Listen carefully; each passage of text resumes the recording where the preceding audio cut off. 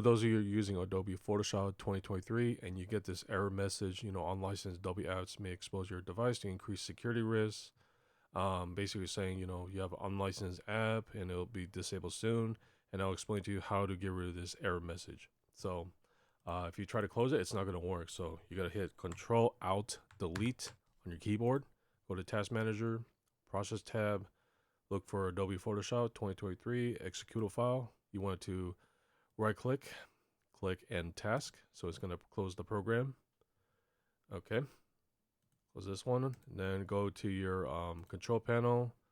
Go to System Security. You want to go to Windows Defender Firewall. Go to Advanced Settings.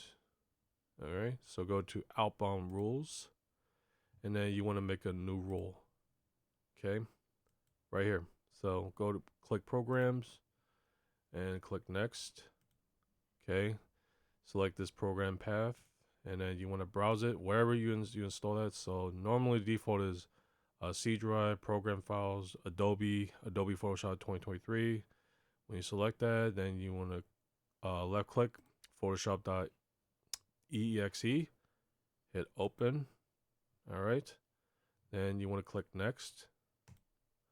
Okay. Then you want to select lock the connection so it doesn't, authorize some sort of like Adobe Cloud Service. Thinking that you have whether you have a legit or like a pirated versions or something like that. So click next, and just leave it by default, domain private public. Click next, and you just want to name it as Adobe Photoshop 2023. Oops.